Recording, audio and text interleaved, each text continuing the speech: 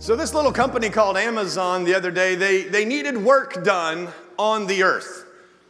They needed 30,000 people to say yes to the work that they needed to be done so that they could accomplish their mission on the earth. 208,000 people said, we would like to help you do what you would like to do on the earth. They were uploading resumes at like 14 per minute. It was incredible, the response to the work that they needed done. It seems like the King of Glory, sitting on his throne in heaven, looks down on the earth, and it seems like there is work that he would like to be done. And if there is work that he would like to be done, then it seems reasonable that the King of Glory, who would like something done on the earth, would ask us to do it. I wonder, though, if there are that many more of us wanting to do the job than there is work to be done. Or is there more work to be done than the yeses of the saints? We've had a lot of fun the last few weeks. But today we got to slow it down a little. Today we have to just kind of look at and really answer the question, am I using the gift that God has given me for the purpose that he has given the gift? Am I saying yes to the King who sits on the throne, whom I have promised with my life to serve? Am I saying yes? Let's maybe talk about it like this. In the coming year, there will be tens of millions of people who will be placed into the care of a hospital. And gifted surgeons and doctors and health professionals will come in and they will help them heal. But of those tens of millions who will be placed in that system, 715,000 of them, they will not be able to help. I wonder, though, if there aren't saints whom God has given gifts of healing who might be able to offer a power to heal to someone who has otherwise received all the help that someone else can give. 48 million people in the next 2 years will seek the care, the therapy of health professionals, mental health professionals. And many of them will be satisfied with that help. They will take them from where they are, a place of hurt, a place of torment, a place of pain, and they will bring them to a place of healing. There are people who love Jesus and love people, and they sit down with them on a weekly basis, and they help them see the goodness of God that they just weren't able to see all by themselves. And they will help bring them to a place of freedom. They will lead them in a process of freedom. But of those 48 million who will seek help, 12 million will say, I didn't get any. 12 million will say, I went through all the steps. I did everything that you asked me to do. For those 12 million, it doesn't seem like it would be the will of God that they would spend the rest of their lives tormented. I wonder if there isn't someone in their sphere who would have the power to pray for them that God would do in a moment and set them free. Gifts of healing, working of miracles. God doesn't just desire the people to be healed who go through the process of healing. There are also those who the process couldn't help, but he just gives a moment of power for that person. It's not just acts of mercy, but it's also gifts of healing. It's also working of miracles. I wonder the power that is in us that would call us to do what otherwise can't be done. And I wonder if there are some of us in this room that as needs are presented, as we walk the streets of our city, as we walk the hallways of where we work, I wonder if sometimes we see somebody who has great need of what is in us, and we just pause and we think about it, but we just can't quite. It seems like heaven is asking us today, will you use the gift that I have placed within you? And it seems like the only reasonable answer from us is, yes, Lord, I will. Go with me to 1 Peter chapter 4, beginning at verse 10. It says, as each has received a gift, use it to serve one another as good stewards of God's varied grace. Whoever speaks as one who speaks oracles of God. Whoever serves as one who serves by the strength that God supplies, in order that in everything God may be glorified through Jesus Christ. To him belong glory and dominion forever and ever. Amen. To each has received a gift.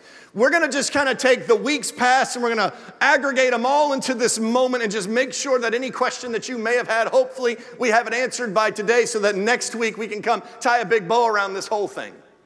But I want you to just go ahead and embrace the idea that you have a gift that God has given you. To each has been given a gift. It didn't say to each person that was raised in this kind of a church, or to each person that was raised by this kind of parents, or it was given to these people who found Jesus by the time that they were 7. No. It says to each has been given. There was no qualifier other than to say each.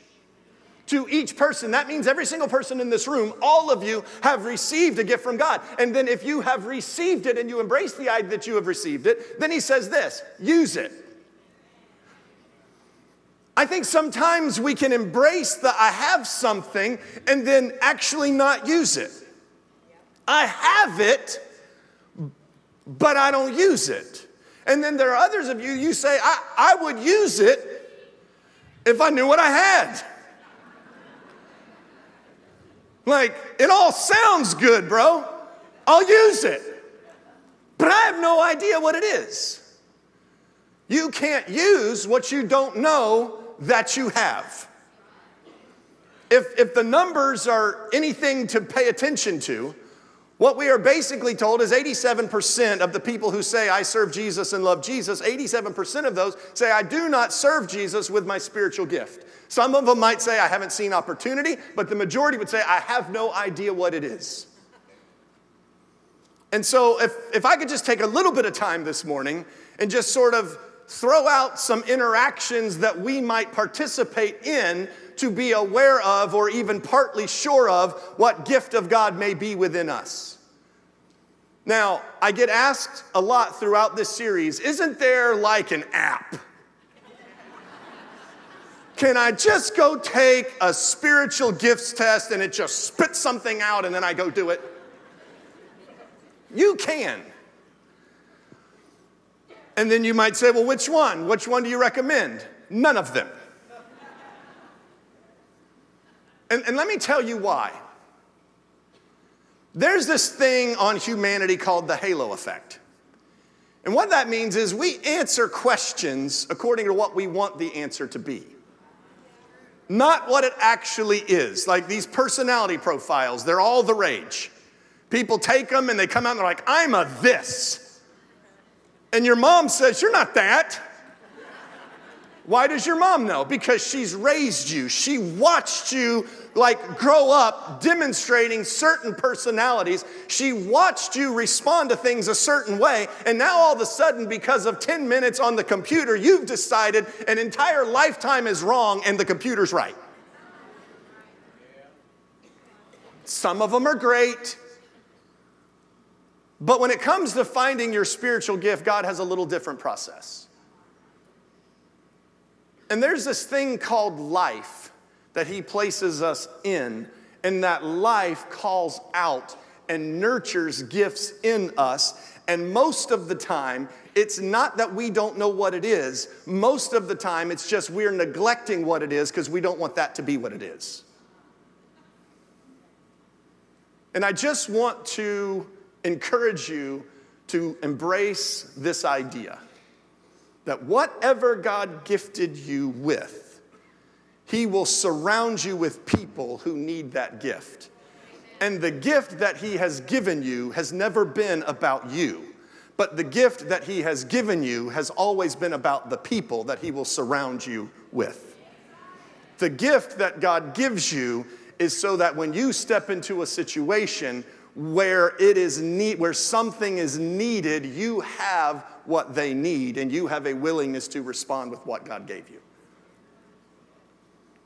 So last week we talked about these callings, people who are leaders, if you will, in the church that sort of wake up the gifts that are within us. Ephesians chapter 4 and verse 11, it said Jesus gave gifts to the church, apostles and prophets and evangelists and pastors and teachers. But catch this, why? He said, to equip the saints for the work of ministry. Their purpose is to equip us for the work of ministry until we all attain to the unity of the faith and of the knowledge of the Son of God, to mature manhood, to the measure and the stature of the fullness of Jesus. Every gift was seen in Jesus, and when the body comes together, every gift that Jesus had, we have, and we should be demonstrating. But either one of us won't have all the gifts, but all of us will demonstrate all of them together. The only way that we can have the measure and the stature of the fullness of Jesus is if we find ourselves being equipped to do the work of ministry. We do the work. We do. And those whom God has called to speak to us, they wake up the gift of God that is in us. When we refuse gifted leadership, we refuse the wake-up call of the gift that God has already placed in us. So now we will not be equipped to do the work that God has called us to do. So the leadership principle is huge, and it can't be missed. I've had people ask me different things. Well, what people do you listen to? Who are your influencers? I think we all should have influencers.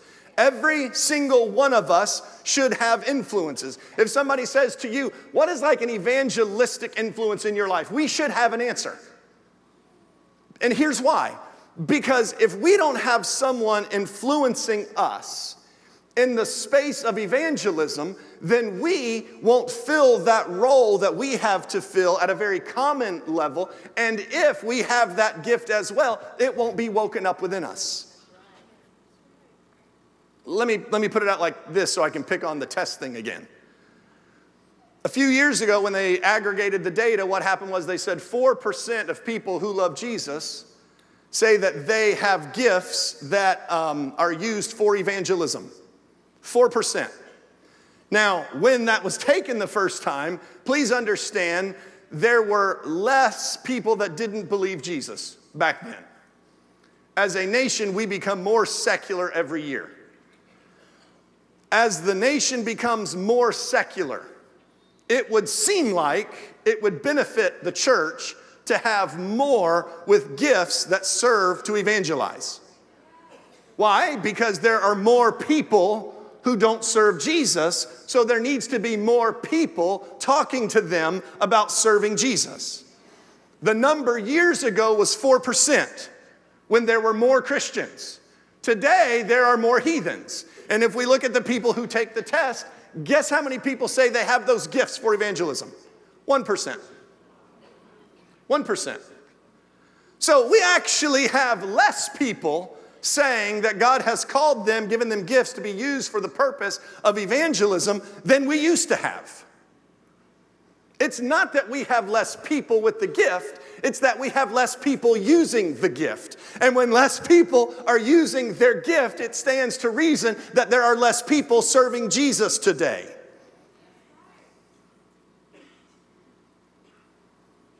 4% down to 1%.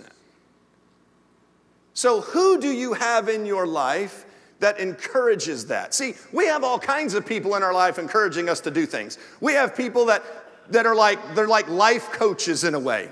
They teach us how to stay healthy. They teach us what's the best workout for our age category. They teach us how to cook.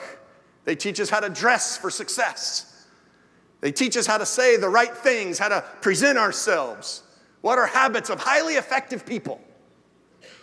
We have all of these coaches. But do we have coaches that literally equip us for the work of ministry? And you look at me and say, well, I come to church every Sunday. Aren't you enough? No, I'm actually not enough.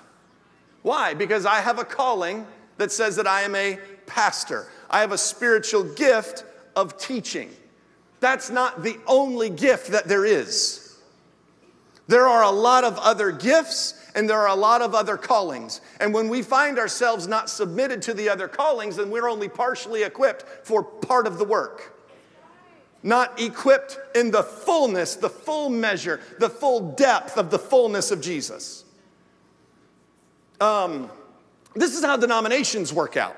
If you kind of look at denominations in the American landscape, what you a lot of times will find is one particular denomination just simply emphasizes one particular gift. And so you might have some that all they emphasize is evangelism and they grab the measure of Jesus. But they have no depth. They have no stature. They might have people, but their people don't know anything. That's not a criticism. It's an observation. And then you have other denominations and or churches where the whole thing is about discipleship. It's all discipleship. All they want to do is learn, grow, learn, grow. They don't actually want to do anything. They want to know a whole lot. And in those places, they might be super deep. And then they have a whole lot of information, but they don't stretch out very wide. Why? Because they have the stature, but not the measure. Right? Like there's no fullness of Jesus.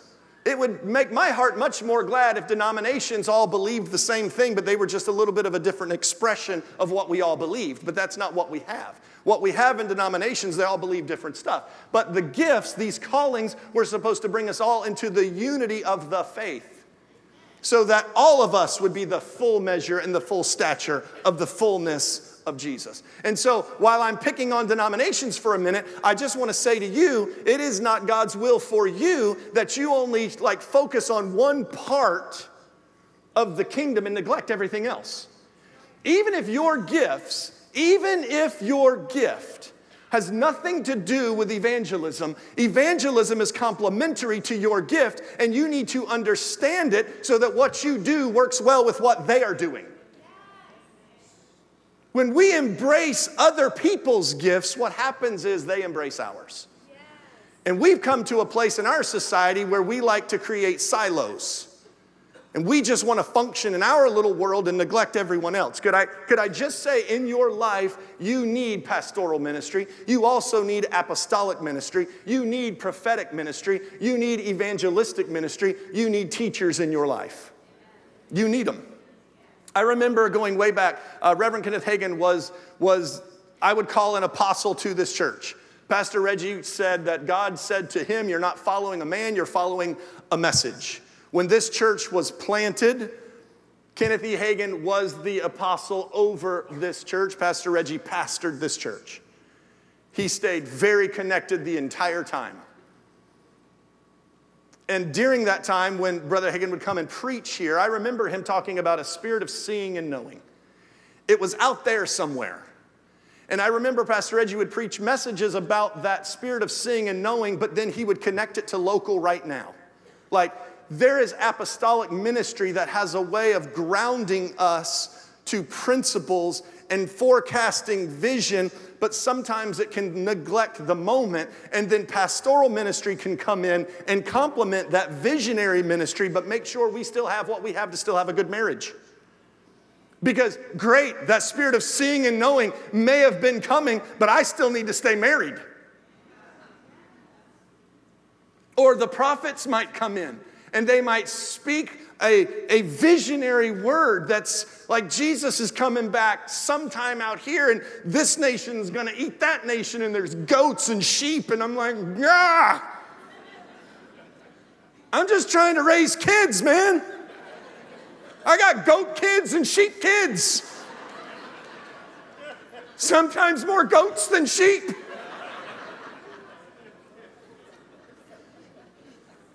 Like it didn't always make any sense to me. But it was because I was trying to just stay focused in my world and I wasn't willing to see the other ministry gifts that I needed to embrace so that I not only had the tools for my today, but a vision for tomorrow. And when we're open to apostolic ministry and prophetic ministry and evangelistic ministry, not just pastoral ministry, we will find our gifts being better nurtured. Because your gift doesn't work in a silo. Your gift works alongside of someone else's gift. And sometimes your gift has to push pause so someone else's can be elevated, and we have to not envy that gift or want to give up ours for that one, because in this season, God might be promoting this gift more than your gift. Just know, the season will swing back around. And when we are willing to pause while another is being promoted, God will bring it all back around. But if in the process we get angry and we reject that person's gift, or we want their gift, we'll get outside of our lane, and now we start moving in their lane, and it makes a huge mess, not only for them, but for us. And ultimately, it's not just that they or us gets frustrated, it's that now people that could have received something from God don't. So it's important that we recognize what our gift is. It's important that we embrace other ministries. But I will say this, the other gifts, the other callings that we embrace, they need to align.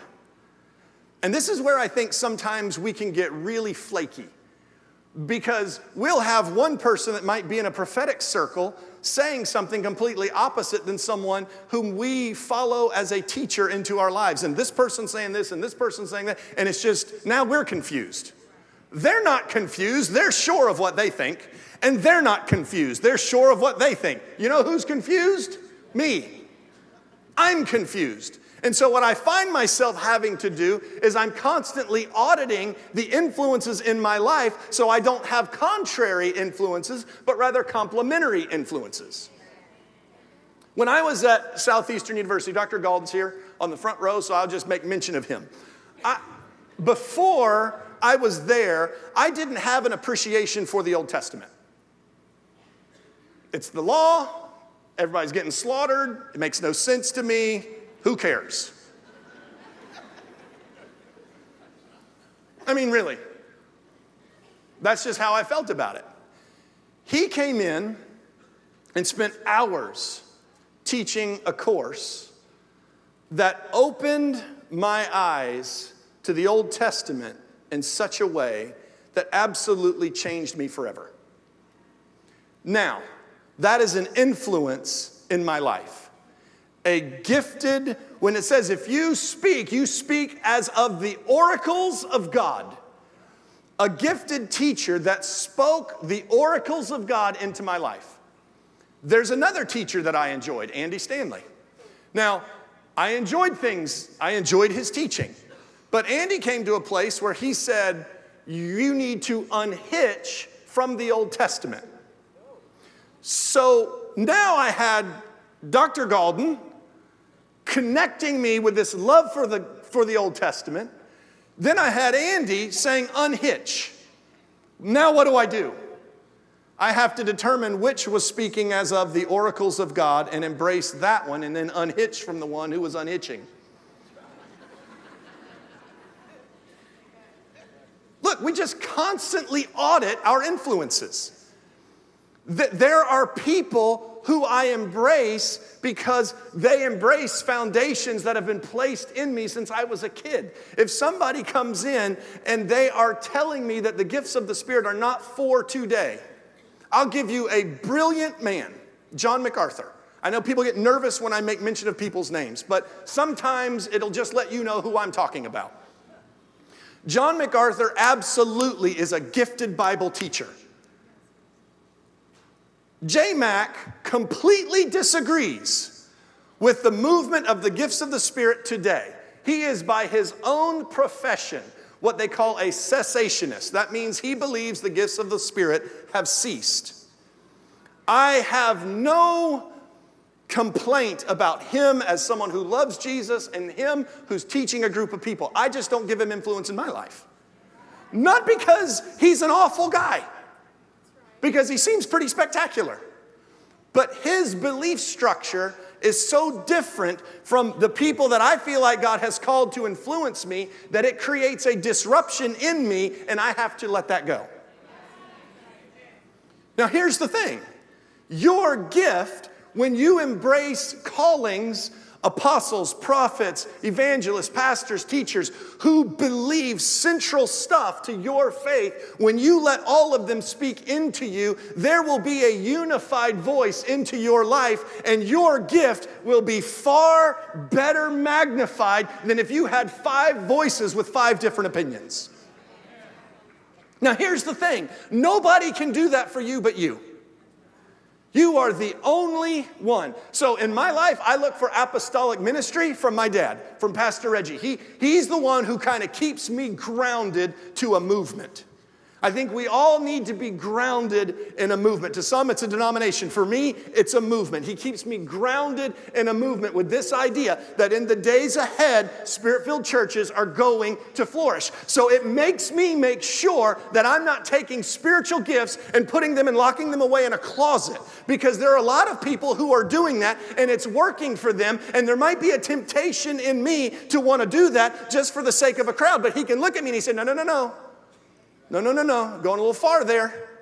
It keeps me grounded. We are so blessed in this church to have apostolic ministry every single Wednesday night. Every single Wednesday night. If you can't come every Wednesday night, look, I get that. You can't come every single Sunday. I get that too. But it should be a regular occurrence for you to submit to apostolic ministry and prayer on Wednesday night. It is a beautiful input to your life. There are people that are evangelistic that I listen to. Stephen Furtick is one of them.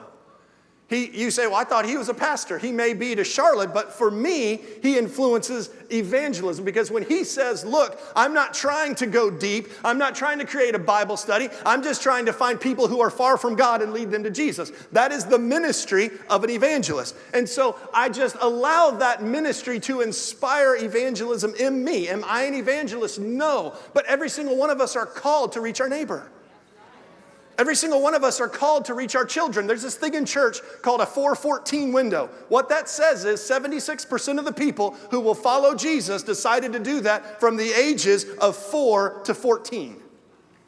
From the age of 4 to 14, 76% of people who serve Jesus made the decision in that window.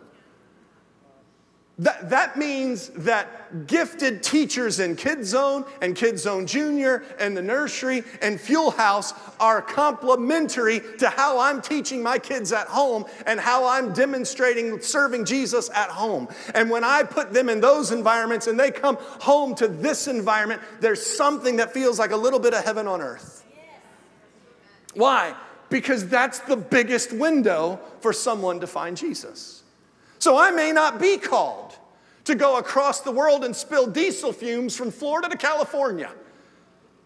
But I'm called to my household. And if I'm called to my household, then I'm probably called to my neighbor.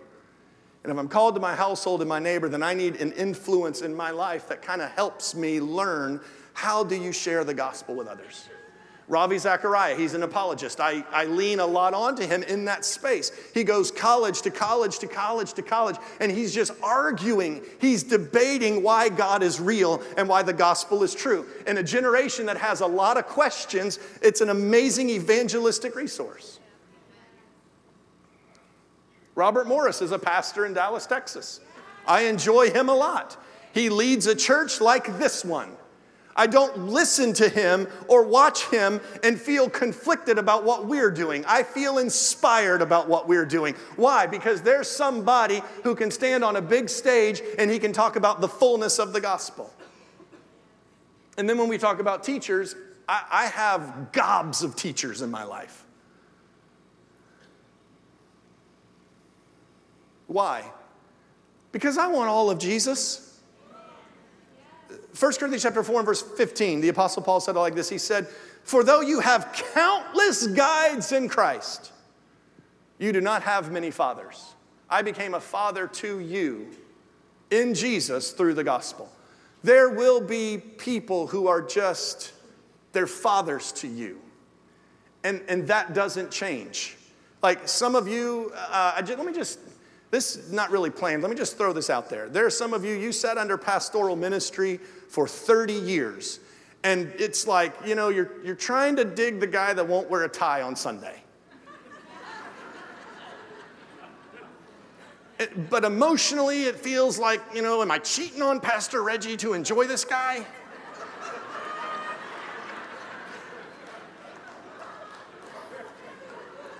And it's like it's emotional for you.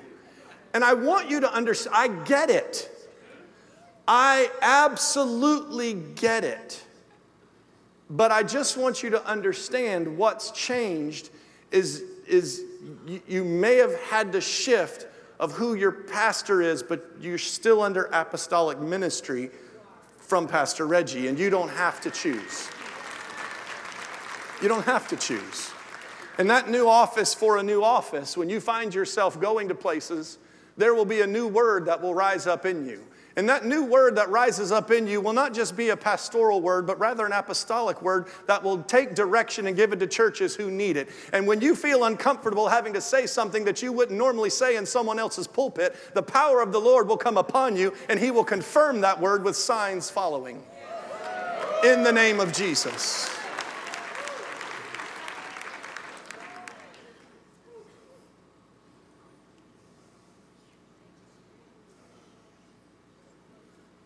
So we have gifted leadership in our lives.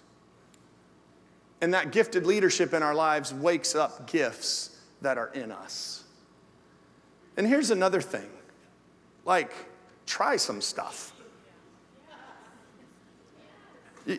Go to the teen family tent. Register to do something. If you hate it, do something else. It's like dating.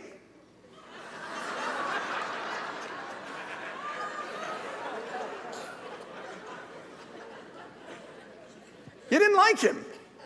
Who cares? Go out with the next guy. We always try to talk ourselves into stuff. Well, they could be the one. They're not the one. You don't like them. You could make yourself like them. You can make yourself raise alligators. But the point is, you don't want to. You just don't like her. That's fine. Be nice about it. But just move on. What are you doing? You're trying stuff. Just try it. Romans chapter 12 and verse 2. Do not be conformed to this world, but be transformed by the renewal of your mind, that through testing you might discern what the will of God is. What is good and what is acceptable and what is perfect. Through testing you discern what the will of God is. Through testing you discern what the will of God is. What is that? I'm trying this out. I'm testing now. It's not His. Okay, then move on to the next thing. I'm trying this out. No, move on to the next thing. In Christianity, we're so scared to fail. It's like if I sign up for something, I think, well, the Lord has directed me to do this. Maybe He didn't direct you to do this. Maybe you're just doing what you've been asked to do, which is find something that's your gift. And that one wasn't it, and that one wasn't it, and that one wasn't it, and you'll get to the one who is. Because when the prophet Samuel stood in front of all of Jesse's kids, he went to number 1 and it wasn't it. And he went to number 2 and it wasn't it. And he went to number 3 and it wasn't it. And he went to number 4 and it wasn't it. And he went to number 5 and it wasn't it. And he went to number 6 and it wasn't it. And 7 and he said, I stopped on number 8. Now all of a sudden, that's where the will of God is. So you might have to go through a whole bunch of stuff to discover the thing that's your thing. How did you get there? Through testing. Some of you have been doing the same thing for 10 years and you've hated it for 10 years. And the problem is you were in the way from somebody else who would love doing it, but because you were doing it, they couldn't do it. And the thing now over here is undone, and that's the thing you would have loved. That by testing, you may be able to discern what the will of God is. What is good, what is acceptable, what is perfect. That's not 3 different wills of God. That's 3 measures of God's will. There's sometimes, you're new to Jesus, it's just good enough. Are you perfect? No. You're just barely good.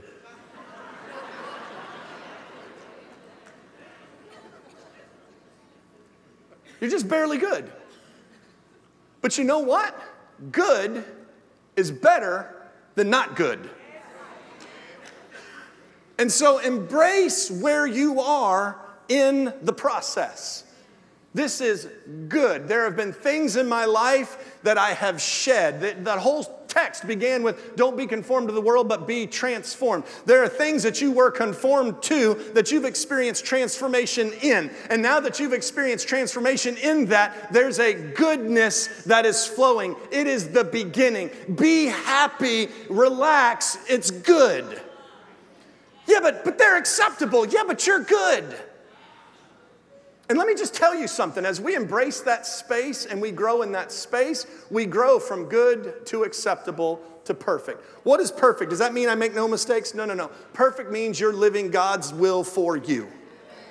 That you are in that place where you're doing what God has called you to do. You will make mistakes in that place, but overall you're in that place doing what God has called you to do. What did He call you to do? Embrace your gift and use it. Embrace your gift and use it. So you just try some stuff. And this is something we need to recognize, and I want to cover this because there are people who have a gift of something that you don't have. And you see a gift that they have and you want to become that, and you think that through discipleship, if you can just study a little more or learn a little more, you can resurrect something in you to that level. Not if God hasn't given you that gift. Let me help you focus. Every one of us have to have faith, but not every one of us have a gift of faith. And our faith should always be growing, but I will never be discouraged that my faith that is growing at a common level is not at a level of someone who has a gift of faith. I will not be bothered by that. I will lay hands on the sick as a person who loves Jesus, and I will expect them to recover. But in that common space of praying for my family or praying for somebody who's directly around me, I will not be discouraged if I don't see the results of somebody who has a gift of healing working in their life. Why? I can nurture this and I can obey this command to pray for people, but if I don't have gifts of healing flowing through me, I'm not going to be as effective in that space as that person is, and that's okay. That's why they're called gifts. And He gives everyone a gift, but the gift is different. It's different. Jesus was just ministering and a lady came up and grabbed the hem of His garment. And to her He said, I have never seen such great faith. Now, I want you to think about that. She didn't have CDs that she was listening to. She didn't have MP3s on her iPad. She didn't have a library of books that she could just meditate on. She had something that He said He had never seen ever. Ever. What was that? It was a gift of faith. It was a gift of faith. And I'm not going to get discouraged that in all my study, my faith might not come to that level of giftedness. But because my level of faith will never become that level of giftedness, I'm not going to stop studying. God has called us all to receive wisdom, all to pray, all to prophesy, all to be able to discern, but not at a level of giftedness that is that gift. And that should relax us, not frustrate us. Because what we'll know is, yeah, but one of those is mine. And then I might test this out, and maybe that's not exactly right, and I'm going to test that out, and maybe that's not, but then I hit one, and oh, that's mine. Now I'm going to focus in that space. Why? Because that's my gift that I've been commanded to use. So we have callings that influence our gift. And through testing, we find that gift. And here's the thing, as you find it, let me guarantee you something. People will recognize it. People will recognize the gift in you when you demonstrate the gift. Some of you, it's like you sit there and think, why are they always asking me questions? Oh, I don't know, maybe you have a spirit of counsel resting upon your life, and God just brings people that you might impart wisdom into them. Maybe that's why. Could we give a little credit to the Holy Spirit for just a minute? That maybe He gifted you, and then He calls people to that gift because within you is what they need? If He's leading you, He's leading others. We see this in a man named Apollos in Acts chapter 18. In verse 24, it said that he was fervent in spirit. In other words, the Spirit of the Lord was upon him. And he was eloquent in speech. And he spoke boldly in the temple and taught boldly in the temple. Obviously, there was a spirit of knowledge with a gift of teaching upon his life. And everyone saw it. And then it said that two preachers there, Priscilla and Aquila, that they saw the gift in him, and they went and they took him aside to teach him, explain to him a more excellent way. Now, it said that he taught the word accurately, but only in relationship to the baptism of John. In other words, he taught the scriptures about Jesus accurately, but only with the baptism of John. He didn't embrace spiritual gifts. He didn't know anything about them. So now they, having spent time under the ministry of the Apostle Paul, took Apollos, whose gift they recognized, they pulled him aside, and then they began to explain to him a more excellent, a more accurate way. Every one of us, whatever gift we have, it has room to grow. If we don't listen to others, our gift can't grow. When sometimes we recognize our gift, we think that makes us independent from people. It actually makes us more dependent, because now that we know what we have, we are accountable to watch that gift grow. We are accountable to nurture that gift. We are accountable to submit to others who might have that gift or who have the capacity to expand that gift. Why? Because they've been given the responsibility to equip the saints for the work of ministry. So they went to him and they helped him grow. They recognized in him. 1 Timothy chapter 2, the Apostle Paul looked at his student in the faith and he said, I am reminded of your sincere faith. A faith that dwelt first in your grandmother Lois and then in your mother Eunice, and I am convinced dwells in you as well. Now, he was reminded of Timothy. There are people whom God has sent to lead you, whom God reminds them of you all the time. He said, I'm reminded of you. And then he said, so that I was reminded of you, I'm going to remind you. The person who's praying for you will be given something to give to you, to deliver to you, to remind you. And we need to be open to receiving those reminders. He looked at Timothy, he said, I remind you now. You stir up, you fan into flame the gift of God which is in you through the laying on of my hands. There was something that had been awakened in Timothy through the ministry of the Apostle Paul, and Paul was just perceiving that that gift was shrinking back a little, and he had to send a letter, and he said, hey, you wake that up. Don't you let that die. Don't you let that fall asleep. Sometimes life happens, and we just get sloppy in our gifts. Sometimes life happens, and we just come to a place where we're not using it as much. Maybe there are demands at home. Maybe there are demands at work. Maybe there are just demands in life in general, and we just find ourselves getting tired and sloppy. And there are people who remind us in those moments, stir it up. Stir it up. Wake it up. Wake it up. Don't let it sit. No. Stir it up. How do you stir up that gift? There are times of prayer that we have to find ourselves giving ourselves to that stir up the gift of God that is within us. That's part of that. Do not be conformed to this world, but be transformed. There are some of you, you're still using your gift in your own strength. God gave you a gift, and you're using it in your own strength. What I love about this is, he says, if you have been given a gift to speak, then speak as of the oracles of God. Let me tell you something about my life when I was 15 years old. I could sit in a classroom and command a classroom away from my teacher all day long. I could capture everybody's attention. I could argue with the teacher. I could make the teacher look foolish. I could be sent to the office all day long. You have no idea how many teachers I eviscerated through middle school and high school. Why? There was a gift.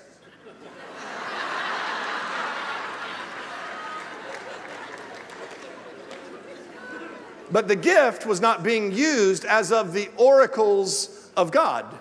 And you might be good with kids. You might be good with teenagers. You might be good at teaching things, but what are you teaching? If you're not spending time on your knees in the presence of God, if you're not spending time cutting off all the things that so easily beset you, you might do a lot of speaking, but not as of the oracles of God. And you might do a lot of serving, but not with the strength that God gives. You might have a gift to serve someone, but you will never serve them with the emphasis or the power of God if you're not giving yourself to experience His strength through you. And you to have the Spirit of God, the strength of God flowing through you is huge. Don't just do stuff. Do it as of the oracles of God. Do it with the strength that God supplies. So you're going to have leaders that are going to talk into your life. You're going to try some stuff. When you find that thing, there will be people who will notice. And as people notice, and as you begin to embrace what you have, use it. He went on in verse 6 of Romans 12, and he said, to each has been given a gift. And if you understand it, then use it. And then he said, in proportion to your faith. Wherever you are right now in your journey with God, your gift has a usefulness at that place. Whatever that level is. You don't need to get married to use your gift. You don't need to make a little more money to use your gift. You don't need to move to use your gift. You just need to use your gift. And when you determine what all that is and what you're going to use, then there's going to be the requirement of you to nurture that gift spiritually. I just want to remind you it's a spiritual gift. Spiritual gifts are nurtured spiritually. Let me wrap it up with this. Years ago, I had been asked to come pray for somebody. They were in the hospital. And on the way there, now I already explained to you that I'm called a pastor, that I believe that there is a spirit of knowledge upon me that operates in a gift of teaching. That's my gift. I'm not a miracle worker. Don't have gifts of healing. I pray for people, and I have seen some people say God healed them. But just because I obeyed and they obeyed, that it was not a gift, it was just God doing what God does. But I was on my way to the hospital, and I'm wanting the heavens to part. I'm wanting the sunshine to come down, and I'm wanting this little boy to be raised up in a moment. And I walk into that hospital. I prayed in the Spirit all the way from the office to the hospital room. I'm ready. I walk in, I pray for that little boy, nothing. I walked out, I got in my car, and I started driving away. And in tears, I said, God, I'm mad. I am tired of separating myself from the world. I'm tired of not doing this and not doing that so that I have time to be in your presence, so that I have time to study and time to pray. And why won't you show up and do something amazing? And it was like, in a moment, the Lord just whispered to me, and He says, you have all the revelation you've asked for. And I realized that my being separated wasn't separated to work miracles. It was just being separated to preach the gospel. And I made a commitment in that moment to be more separated and to preach the gospel more. And let me just use that illustration to just tell you this. Whatever gift God has given you, you'll have to separate yourself to flow in it. Whatever gift that God has given you, there will be sacrifices that you will have to make in order for the power working in you to be seen. But the power that is working in you might be different than what is seen in me. It's all the same Spirit, but the manifestation is different. And when you embrace the gift that you have, and you do what is necessary to have power in that gift, let me just say this. We will see lives changed. We will see people fill the altars to find salvation because people with exhortation have gone around these streets and have filled this church with the city. And when people who have taken the world from the city and brought them into the church, now there are discipleship gifts in the church that will teach them and nurture them and pray for them and encourage them. It's all working together. There's no one to disciple if no one got saved. There's no one to baptize if no one prayed a prayer. There's no one to put in a small group in real life if they haven't shown up to the house. Like, it all works together. And when we grasp that it all works together, then we're very confident knowing that in everything that we do, it's to serve Him. It's literally to, He says right here, use your gift to serve one another. There's work to be done for everyone else. There's work to be done for people who will surround you. There's work to, will we do it? Will you do what God's called you to do to serve another? Matthew 20:27, Jesus said, whoever would be great among you must be your slave. As the Son of Man did not come to be served, but to serve and to give His life as a ransom for many. What gift do you have? And who can you serve? If you'll use it, their life will be changed forever. And so will yours.